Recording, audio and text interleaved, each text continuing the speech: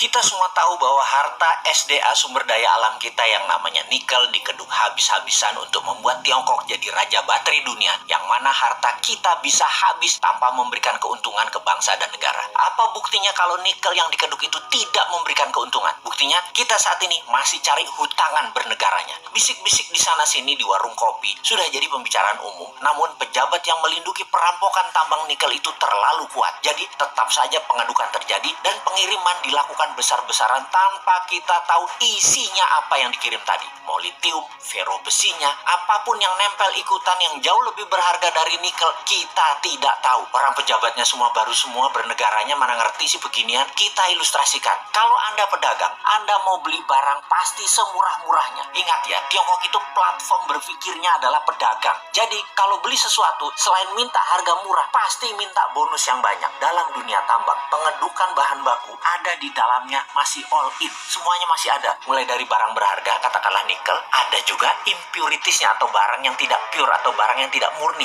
atau barang yang tidak diperlukan seperti tanah dan lain sebagainya masih tercampur. Lalu dibersihkan, macam-macam cara pembersihannya. Ada di leaching, diproses, tujuannya untuk membuang barang yang tidak dibutuhkan. Katakanlah 75% terbuang, tinggallah 25%. Kalau dibawa 100% ke Tiongkok, yang 75% tadi adalah tainya tambang yang nggak diperlukan. Tainya mah tinggal di Indonesia aja. Makanya sekali lagi, tainya dibuang di Indonesia aja. Kalau tadi dari 1 ton produksi tambang nikel ada 2% kandungannya. Setelah diproses tinggal 20%, nikelnya tetap 2%, tapi bukan dari 1 ton, dari 250 kilo. Nah, dalam 250 kilo ini ada fero juga, ada litium juga, ada macam-macam yang dibayar yang paling murah. Yang dibayar apanya? Nikelnya doang. Feronikel, nikel laterit, dan banyak lagi unsur logam dan mineral yang sudah disarikan tidak dibayar oleh Tiongkok. Kita asli bernegara ini bodoh memang. Dan penjajah perampok itu dikasih karpet merah lagi, dilindungi, dan tidak ada yang sadar. Kalau ada yang sadar, maka segerombolan buzzer pecinta cuan anti NKRI mulai memecah belah bangsa dan mencari sisi positif yang kecil dibesar-besarkan dari sisi bosnya, tapi mencari sisi buruk, pengkritisi tanpa solusi, dan diputer-puter beritanya agar rakyat tahu pengkritisi itu dosa.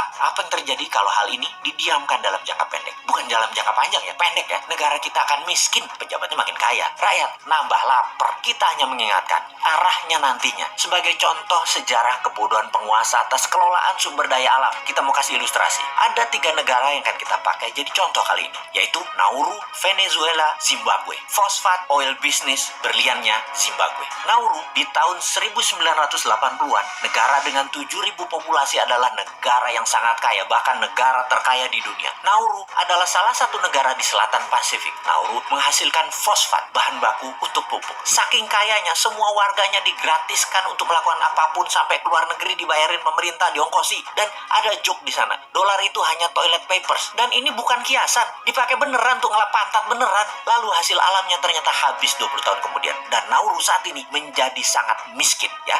Itulah cerita sederhananya. Venezuela dimanja dengan 95% minyak dan gasnya yang diekspor, membuat negara ini menjadi negara petrodolar. Begitu harga minyak anjlok dan uang hasil ekspor tadi hanya buat foya-foya, bukan untuk membangun sektor lain, Venezuela hyperinflasi dan menjadi negara miskin sekarang. Saat ini ketika harga minyak naik, Venezuela sudah tidak bisa produksi lagi dan tidak ada negara mau beli minyak dari Venezuela. Jadilah Venezuela negara paria, negara setengah gagal. Terakhir, Zimbabwe, penghasil berlian. Begitu tambang berlian habis, pecah perang saudara, ambiar negara Zimbabwe yang tadinya makmur dan menjadi salah satu negara termakmur di Afrika. Kesamaan ketiganya adalah tidak bisa mengelola sumber daya alam dengan baik, dijual murah, dikeduk asing, dilindungi pejabat yang berkuasa pada saat itu. Semoga kita bukan jadi negara yang keempat. Uang pinter semua kok pejabatnya, gak mungkin lah ditipu Tiongkok. Emangnya kayak Bosman, bodoh beneran.